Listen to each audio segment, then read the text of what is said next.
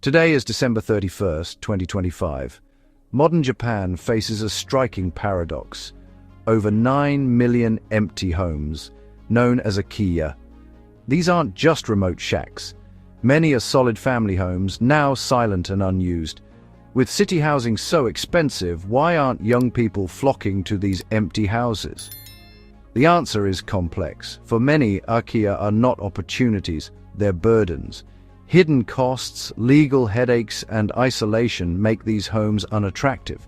Young people know a house is more than four walls. It's about jobs, community, and opportunity. Most akiya are cut off from these essentials, making them obsolete in a rapidly changing world.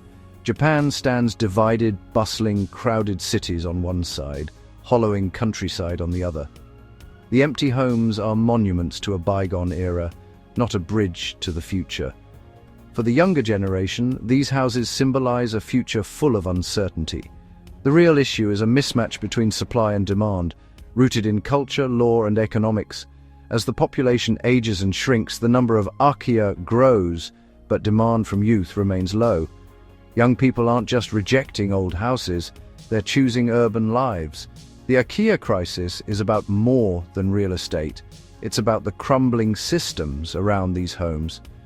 To understand why these homes stay empty, we must look beyond their doors to the foundations of Japan's society. The divide between city and countryside is growing, and the empty homes are its most visible symptom. The dream of rural home ownership fades in the face of harsh realities.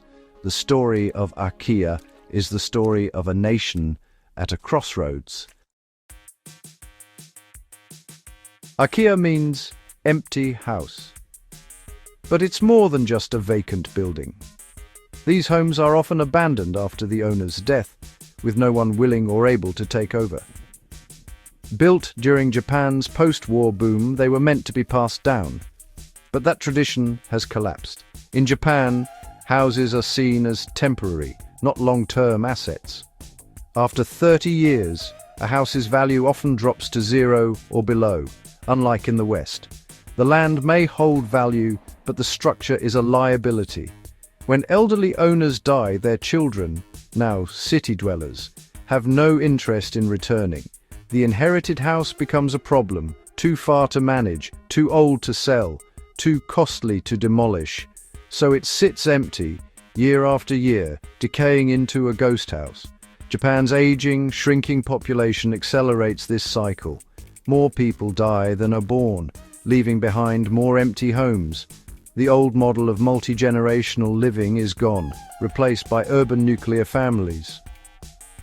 What started as a rural issue is now a nationwide epidemic, even touching suburbs and cities.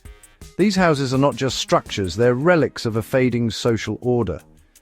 The akiya crisis is a symptom of deep demographic and cultural shifts. Each empty home tells the story of a family and a way of life that has moved on. There's a myth that akiya are cheap, charming fixer-uppers waiting for creative buyers. In reality, most are money pits plagued by neglect, rot, and outdated systems. The low purchase price is just the beginning. Renovation costs can easily exceed $50,000, sometimes much more. Years of neglect mean structural repairs, new roofs, and modern plumbing are often essential. Many homes predate earthquake codes, making upgrades legally required and expensive. Young buyers hoping for a simple renovation face a mountain of costs and bureaucracy. Modern comforts like insulation and updated kitchens are rare and costly to add. For most, it's cheaper and safer to build new than to restore an akiya. The dream of a cheap countryside home quickly dissolves under financial reality. The myth of the easy akiya renovation is just that, a myth. Location is everything, and most akiya are in declining rural towns or aging suburbs. These areas are losing people, jobs, and basic services. Schools close, stores vanish, clinics dwindle. Infrastructure crumbles as the tax base shrinks, making life inconvenient and isolating. Moving into an akiya often means living in a place with few opportunities and little community. The decline is self-reinforcing. As more leave, conditions worsen, prompting even more to go. Empty homes drag down neighborhoods, lowering property values and morale. Social integration is tough. Outsiders may struggle to fit into tight-knit, aging communities. The dream of peaceful rural life can quickly become one of loneliness and frustration. The problem isn't just the house, it's the dying community around it. For most, the location makes IKEA an irrational choice. The real draw for young people is the city, where jobs and opportunities are concentrated. Major careers are clustered in Tokyo, Osaka, and Nagoya, making urban migration a necessity. Remote work is rare in Japan's face-to-face corporate culture, limiting rural options. Rural jobs are few, often low-paying, and offer little advancement. The trade-off is clear, cheap rural housing versus long-term career prospects. Most choose the city, despite high costs, for financial security and growth. The IKEA crisis is tied to this economic geography. Houses are where jobs aren't. Until jobs decentralize, the flow to cities will continue, leaving rural homes empty. Buying an IKEA is rarely simple. It's a legal and financial maze.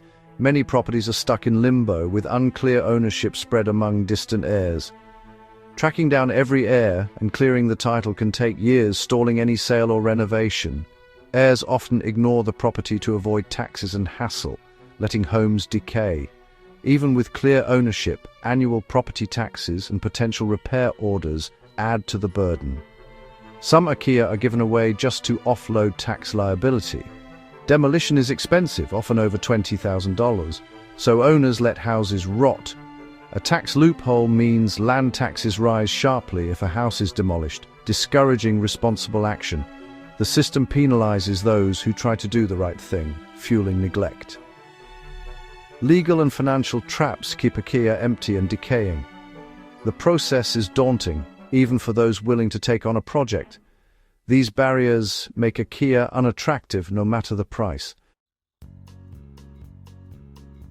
The government has tried to tackle the IKEA crisis with subsidies and IKEA banks. Small grants for renovations barely dent the real costs, which can exceed $100,000. These incentives don't address the deeper issues: lack of jobs, poor infrastructure, and legal headaches. IKEA banks list properties, but buyers still face title problems and hidden repair needs. The focus on the house ignores the broader decline of entire regions. Young people want more than a cheap house. They want a future. Government efforts, while well-meaning, are superficial and piecemeal. Without systemic change, these programs are just band-aids. The root causes of the crisis remain unaddressed. The IKEA crisis isn't just about empty houses. It's a symptom of deeper national challenges. Demographic decline, urban centralization, and rigid economic structures are at the core. The traditional family model has eroded and the countryside is hollowing out.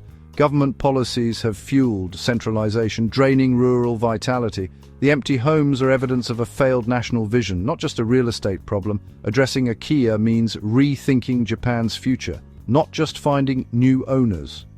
The crisis is a silent critique of decades of policy choices. Real change requires a new approach to community, economy, and national identity. Solving the IKEA crisis demands bold, systemic change, not quick fixes. Legal and tax reforms are needed to clear ownership and remove perverse incentives.